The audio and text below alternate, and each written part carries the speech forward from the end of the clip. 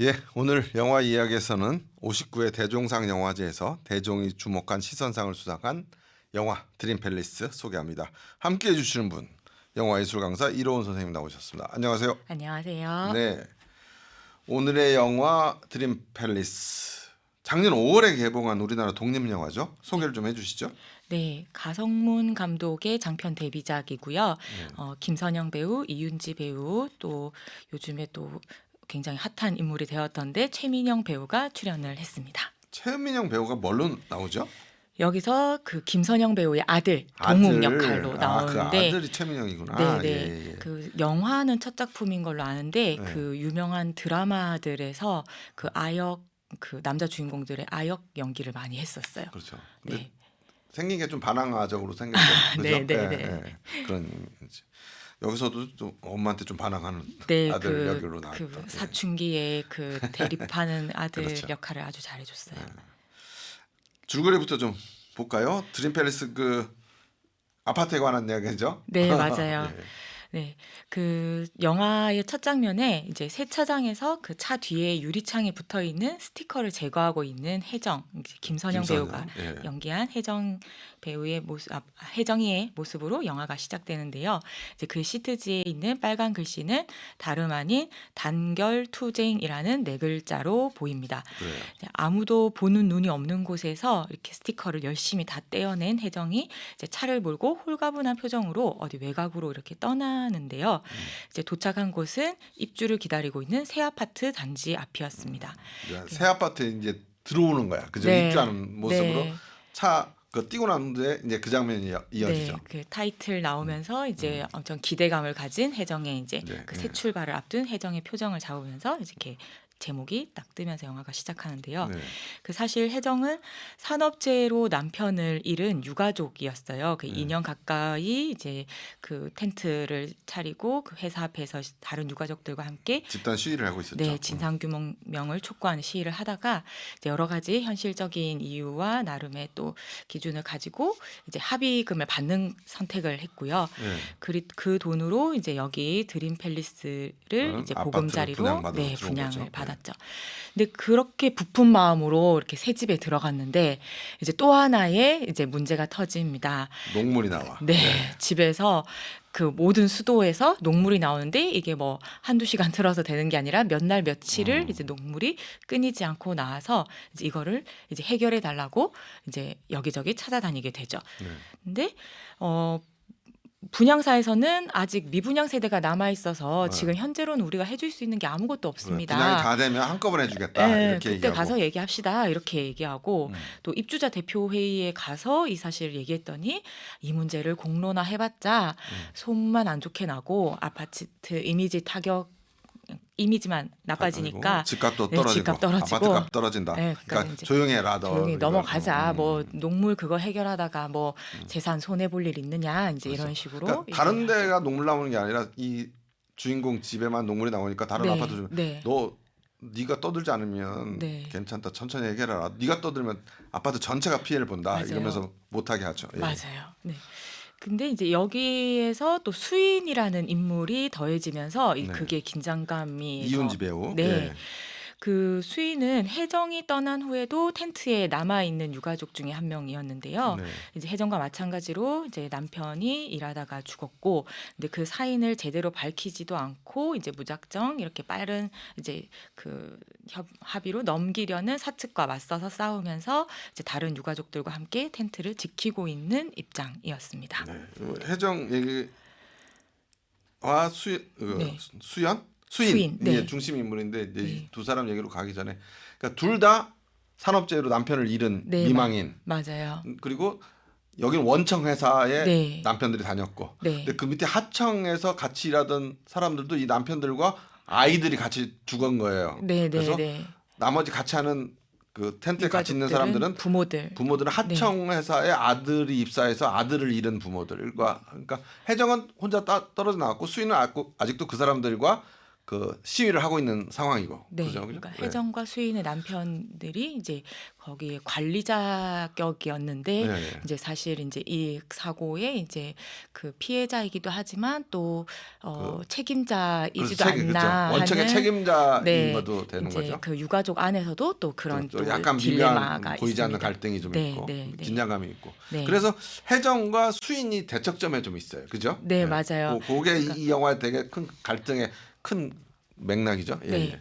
그러니까 이 두 사람은 사실 같은 상태에 놓여 있는 이제 굉장히 서로 의지할 수밖에 없고 누구보다 서로를 가장 그렇죠. 이제 이해해 이해할 줄 수 있는 수밖에 사람인데. 없는 사람인데 이제 서로 각각 다른 선택을 하게 되면서 그렇죠. 이 두 인물의 관계가 이제 멀어졌다가 또 가까워졌다가 또 다시 또 멀어졌다가 하는 게 이제 이 전반적인 이야기의 흐름입니다. 네. 그래서 요까지고 이제 네. 그 뒤에도 조금 더 얘기하면 네. 줄거리 얘기하면 결국은 이제 아파트를 둘러싼 얘기잖아요. 네, 맞아요. 그다음 얘기도 좀 더 해보시죠. 네. 왜냐하면 수인이 또 아파트로 그 해정 때문에 수인이 아파트로 들어가게 되잖아요. 예, 예. 네, 맞아요. 이게 그 어떤 사람이 보기에는 이제 초반부까지만 해도 혜정은 조금 상대적으로 좀 비겁한 선택을 한 것처럼 좀 그렇죠. 현실과 처음에 그렇게 타협한 했을 때. 선택을 한 것처럼 보이고 또 수인은 조금 더 정의롭게 보여질 수 있는데 네. 이제 또 좀 중반 넘어가면 그 수인이 이제 어떤 그 또 다른 사건에 휘말리면서 그 구치소에 들어가게 되고 수인의 어린 아이들은 집에 좀 방치되어 있거든요. 네.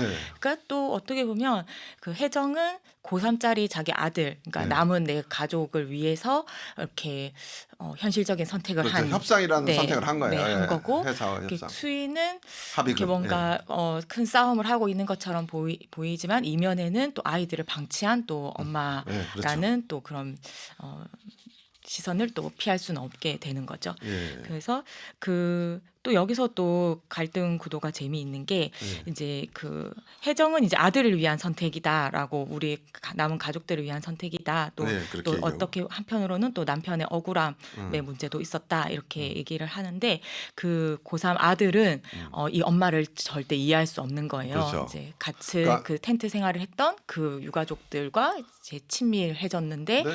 그 사람들 엄마가 그들 등지고 배신한 꼴이 되니까. 네, 나와서 이제 그 사람들 앞에서 나까지 부끄럽고 나는 엄마 아들인 게 너무 부끄럽고 엄마는 무책임한 사람이다. 이제 이렇게 그렇죠. 얘기를 하는 게 이 혜정 입장에서는 가장 이제 가슴 아픈 이제 또 이야기가 되는 거죠. 네. 그래서 이 영화가 이제 조금 뭐 다 지금 줄거리 얘기 안 하셨는데 좀 네네. 얘기하다 보면 이제 또 더 나올 것 같은데 네네. 이게 많은 상을 탔더라고요. 그죠? 네, 맞아요. 그 배우들의 연기가 일단 호평을 많이 받았고요. 네. 그 로마에서 열렸던 아시안 필름 페스티벌에서 그 김선영 배우가 먼저 여우주연상을 받은 쾌거를 혜정이 예. 이뤘고요. 그리고 또 우리나라 가장 큰 영화제 중에 하나인 대종상 시상식에서 이제 아까 말씀해 주신 것처럼 대종이 주목한 시선상을 받았고 또 영화 평론가들이 주는 영화 평론가 협회상에서 감독상도 받고 이윤지 배우가 또 여우 조연상까지 받았었어요. 예. 그러니까 감독상 하나, 네. 조연상 2개, 뭐 네. 그리고 주연상, 그러니까 네. 이런 상들을 받았는데 네.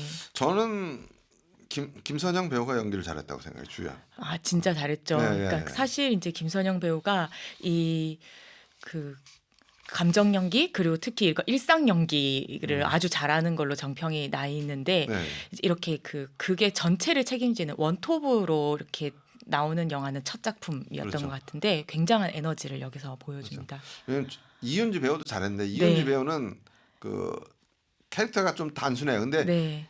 혜정은 이걸 자기가 배신한 사람으로서 이걸 네. 옹호해야 되는 입장, 또 아파트 입주민과 싸우는데 갈등 그 문제, 맞아요. 또 그 수인과의 갈등에서도 관계에서의, 문제, 네. 또 아들과의 갈등에서도 맞아요. 문제, 또 자기가 배신자이기 때문에 많은 사람들이 나한테 가는 폭력에 대해서 맞서는 맞아요. 문제, 그러니까 맞아요. 여러 방면의 연기를 펼칠 수 맞아요. 있었는데 그걸 다 맞아요. 잘해냈어요. 예. 그러니까 사실 이 혜정이라는 캐릭터 자체는 좀 단순한 캐릭터거든요. 네. 그냥 그 순간순간 내가 나름대로 최선의 선택을 하고 그냥 나는 우리 가족을 위해서 지금 이게 최선이다 생각하는 대로 그렇게 내 방식대로 살아온 인물일 뿐인데 네. 지금 이 주인공이 그 당면한 문제들이 너무 복잡다난하고 그렇죠. 너무 여러 가지 그 갈등이 여러 계속 군데가 만나니까 나눠져 있어. 예, 네, 예. 그러니까 이 감정 연기의 폭이 굉장히 넓은데 네. 이제 굉장히 잘 표현을 했죠.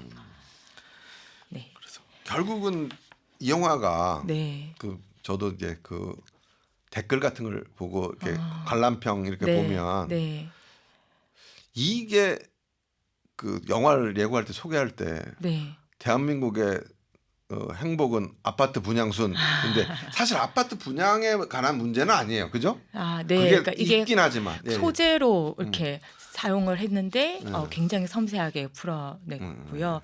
그러니까 이제 이 그 갈등 구조가 제일 커지는 게 사실 이 수인이라는 캐릭터가 이제 나도 이제 아이들을 위해서 언니와 같은 선택을 하기로 했다. 언니가 좀 도와줘 이렇게 해서 그래 이제 여기서 줄거리 좀 얘기해 주세요. 예, 왜냐면 예. 수인이는 그 이 사람들과 원래 해정 때문에 자기가 이 집회에도 참여한 게 된 거고. 맞아요, 맞아요. 그래서 이 사람들하고 수동적으로 집회를 같이 하고 시위를 하고 있는데 네. 어느 순간 나를 이끌었던 언니가 떠나버리고서 먼저 합의하고 돈 네. 받고 떠났어. 그래서 네. 자기 혼자 지키고 있어서 언니에 대한 원망, 원망도 있고 네. 그리고 자기 자식을 못 돌보는 상황에서도 부채감을 이걸 또 느끼고 있다가 막 이러고 있는데 네. 근데 어느 이제 순간 이 분양한 아파트를 찾아가잖아요. 네. 갔는데 너무 좋은 거야 아파트가. 구치소에서 돌아왔더니 어. 이제 그 해정의 돌봄을 받고 있던 자기 아이들이 아이들, 거기서 이렇게 편안함을 누리고 있는 모습을 보고 이제 엄마로서 이렇게 죄의식 이런 것 때문에 아이들을 위해서 나도 이제 그만 털고 이제 아이들에게 편안한 가정을 줘야 되겠다 이렇게 하고 이제 그 아파트에 입주하기로 결정을 이렇게 저는 했는데 여기서 이윤지 배우가 연기 잘한 건 여기서요. 네. 딱 갔을 때 네.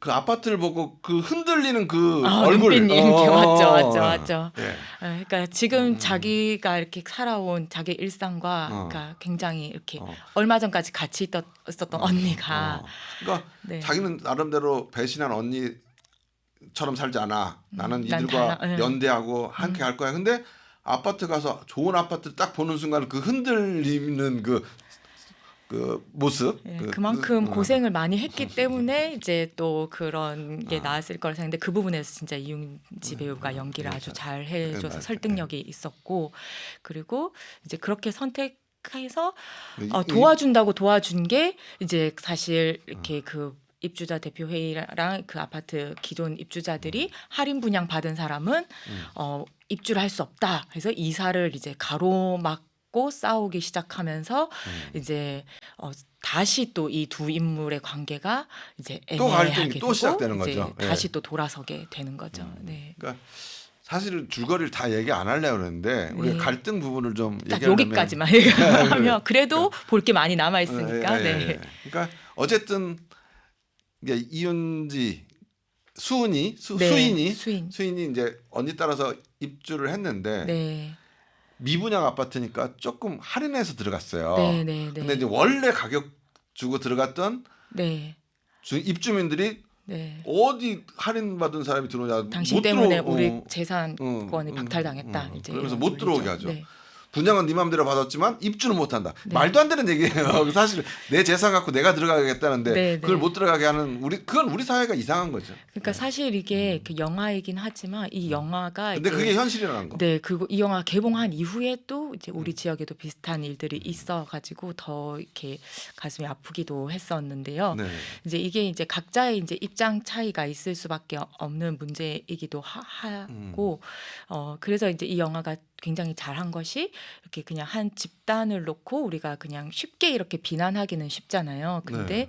이제 그 들여다 보면 사실 그 안에 굉장한 이제 구조의 문제가 있고 네. 사실 책임자는 따로 있는데 이제 이게 을들의 전쟁이 되는 거죠. 이렇게 약자끼리 싸워서 이렇게 서로에게 이렇게 힐난하고 상처를 주게 되는 그런 우리 사회를 굉장히 잘 비춰준 작품이라고 생각합니다. 이게 이제 방금 말씀하신 게 약간 주제적인 면인데 네, 네. 이 얘기는 조금 이따 해보고 사실은 이 얘기도 어느 정도 단초를 우리가 지금 네, 얘기를 네. 했으니까 좀 이따 얘기해 볼 텐데 네. 영화에서 좀 눈여겨 봐야 될 장면들이 있으시다고요? 예. 아, 네. 저는 작년에 이제 음. 이 감독님 집이를 같이 준비하면서 몇 번 봤던 영화인데 이번에 또 새롭게 보다 보니까 이게 좋은 영화들은 볼 때마다 또 새로운 장면을 발견하게 그래요? 되거든요. 근데 이제 저는 초반에 또 스티커 떼는 장면 아까 말씀드렸잖아요. 네네. 이제 그 앞에 봤을 때는 이 한 장면에서 굉장히 응축적으로 이 새 출발을 하려는 이제 과거에 이제 이런 서사를 가진 인물이 이제 이걸 떼내고 새 출발을 하려는 그거를 굉장히 응축적으로 잘 보여준 장면이다. 여기까지만 읽었는데 네. 이번에 또 제가 새롭게 발견하게 된 게 네. 그렇게 해서 밑에 이렇게 떨어진 스티커 그 잔해들이 있는데 네. 그거를 그 김선영 배우가 그 혜정이 이렇게 줍다가 이렇게 주변을 둘러보고 세차장에 아무도 없는 걸 보더니 손에 있는 것까지 이렇게 다시 버리고 그 냅다 이렇게 차를 타고 출발하는 거예요. 근데 이제 스토리와 캐릭터를 이미 이제 이해한 상태에서 그 장면을 다시 보니까 이 캐릭터가 어떤 인물인지도 이 장면에서 잘 드러내줬구나 하는 게 보여지더라고요.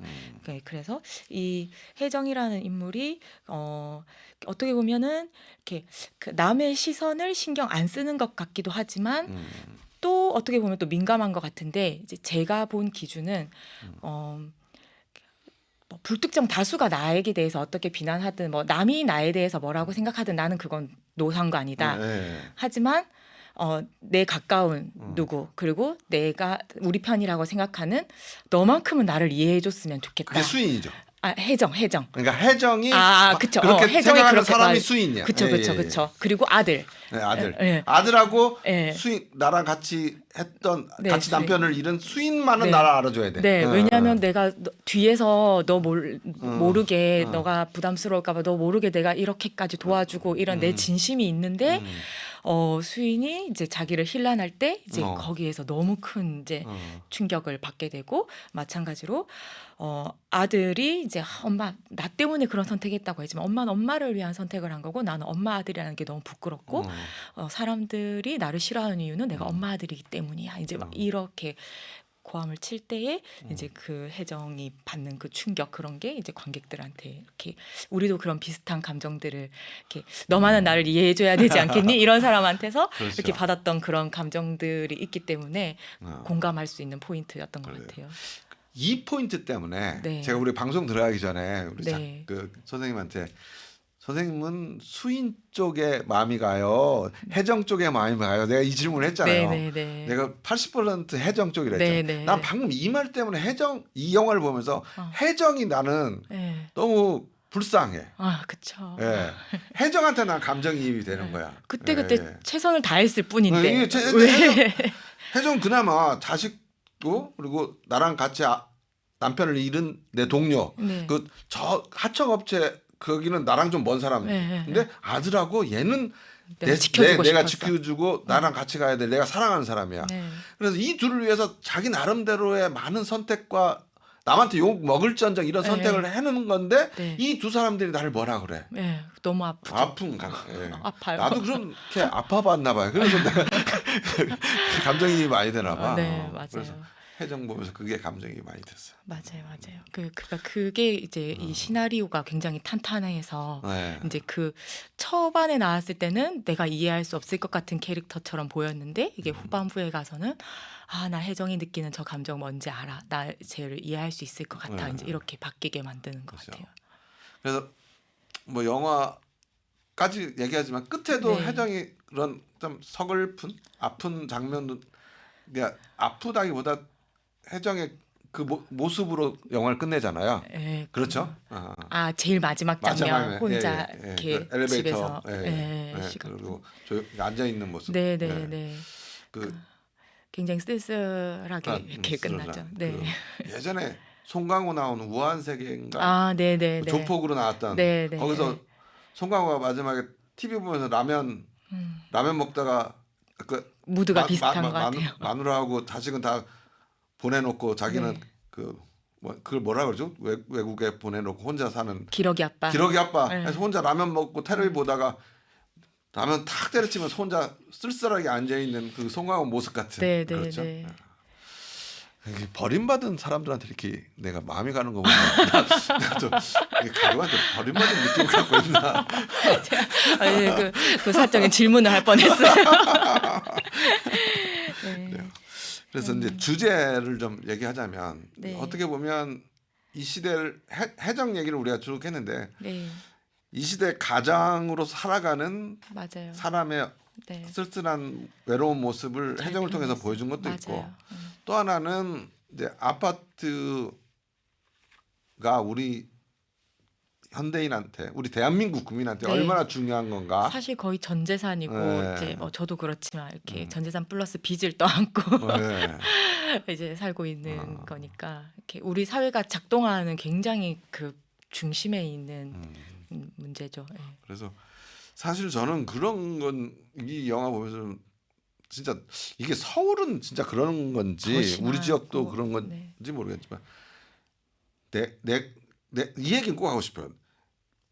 내가 10억을 주고 들어왔는데 저 사람은 8억에 들어왔어. 네. 할인돼서. 네, 네. 그러다가 그 사람을 못 들어오게 하는 거 아니에요. 저 사람들은 그러니까 나는 10억인데 너는 왜 8억에 들어와? 이거잖아요. 네, 네. 근데 우리가 옷을 살 때 비싼 옷을 살 때요. 네. 브랜드 살 때 그렇죠. 백화점 가서 평상시 지난주 사면 가격 다르고 100만 원에 사지만 30% 다르면 어떤 사람은 70만 원에 그 옷을 사는 거잖아요. 근데 근데 이게 어. 그 10만 원짜리 옷이랑 이 10억짜리 아파트가 너무 이게 다르기도 하고 아까 우리가 얘기한 것처럼 이 집이라는 문제가 또 그게 있어가지고 그러니까 사실은 이제 저도 그게 진짜 말이 안 되는 행태라 생각하고 그런데 이게 저도 방송에서 좀 조심스러웠던 게 이게 불과 작년에 이제 우리 지역에서도 이렇게 있었던 그러니까 문제였어가지고 네, 작년에 여기 없어서 모르는데 이렇게 작년에 있었어요? 네, 그래가지고 이제 굉장히 떠들썩했거든요. 근데 이 영화 개봉한 이후에 있었던 일인데 이게 그 영화에서 나왔던 게 똑같은 이제 그 문제가 이제 어떤 아파트에서 있었어서 굉장히 시끌시끌했었는데 이제 지금은 좀 한 차례 정리가 된 분위기인 것 같더라고요.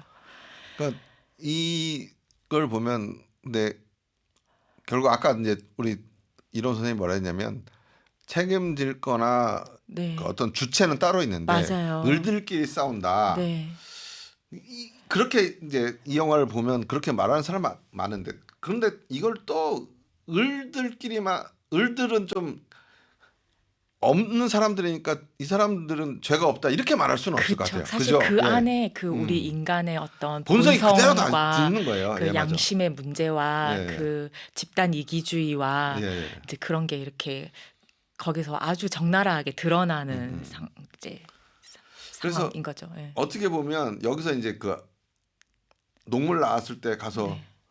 녹물 해결해 주세요 하니까 그 회사 대표로 나오는 사람 있잖아요. 그 분양사 소장. 분양사 소장. 네네. 그 사람도 회사 되게 대표는 이런 데는 얼굴도 안 비치죠. 그 사람도 되게 유명한 배우인데 네, 나오는데 맞아요. 근데 얘도 저는 이 사람도 네. 연기를 잘했다고 생각해요. 김태훈 배우. 김태훈 배우. 네, 네. 그러니까 사실은 분양사가 할 만한 얘기예요.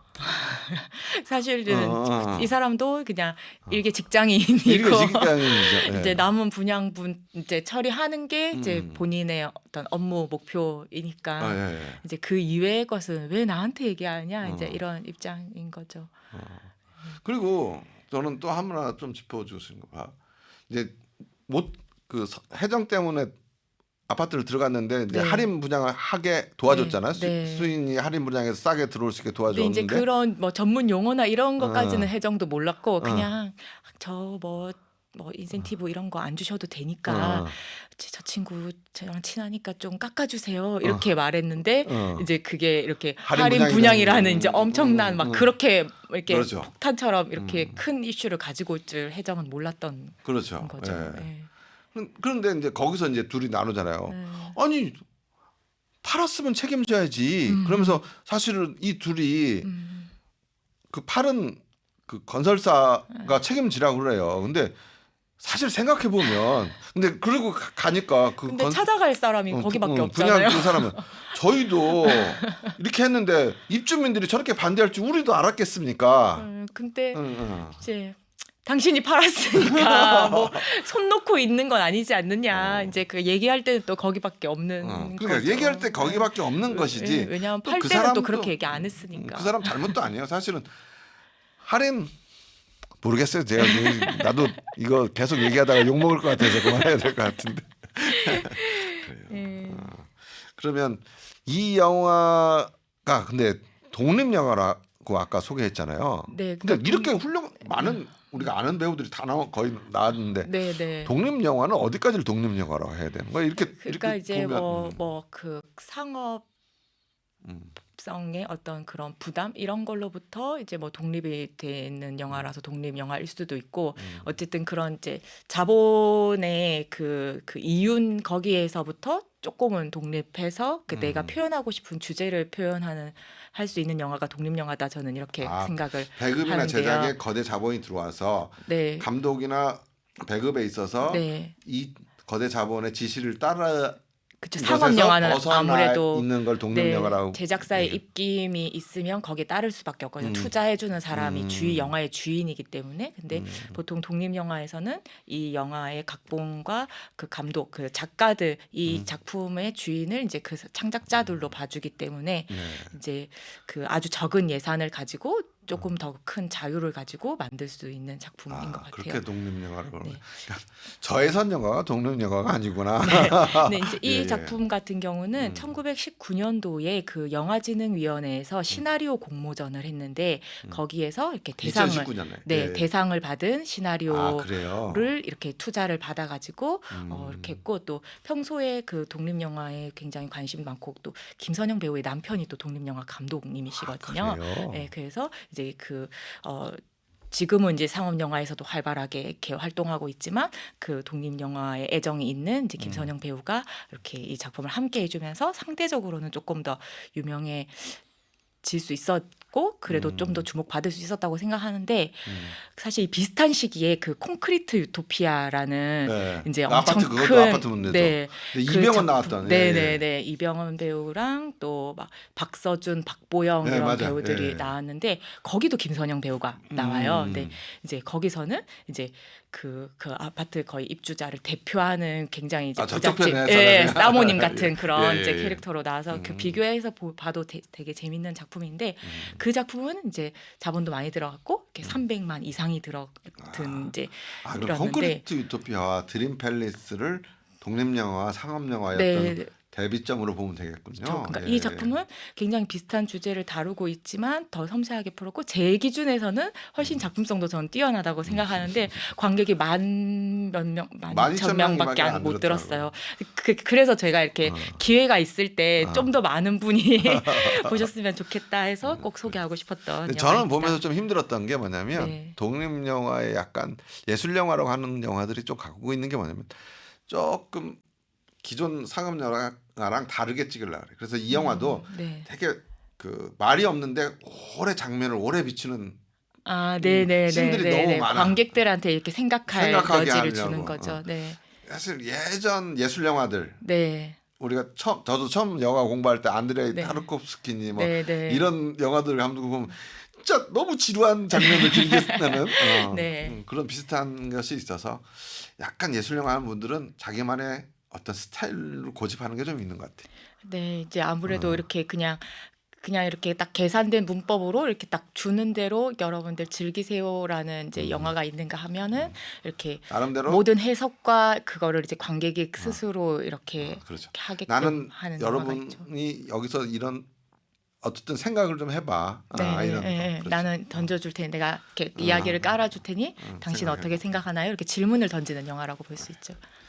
끝으로 이 영화 평가 짧게 해주시고 마치죠. 네, 말씀드린 것처럼 이 작품은 이제 뭐 부동산 이슈, 뭐 산재 문제 등 묵직한 소재들을 다루고는 있지만 이제 그걸 풀어가는 방식이 굉장히 섬세한 작품인데요. 이제 그 특정 집단에 대해서 쉽게 비난하고 함부로 손가락질하기보다 이제 개인의 서사에 또 귀 기울이게 하는 그런 힘이 있는 작품이라고 생각합니다. 그리고 무엇보다 저는 독립 영화라는 편견을 조금 버리고 보면 굉장히 재미도 있는 작품이라고 생각하기 때문에 놓치신 분들은 꼭 챙겨 보셨으면 좋겠습니다. 이 갈등 구조를 잘 보면 재밌어요. 네, 네, 그래서 맞아요. 갈등 구조가 다방면으로 있어서. 네, 네, 네. 그래, 오늘 말씀 감사합니다. 네, 감사합니다. 네, 지금까지 영화 드림 팰리스에 관해서 이로운 영화 쌤과 함께했습니다. 감사합니다.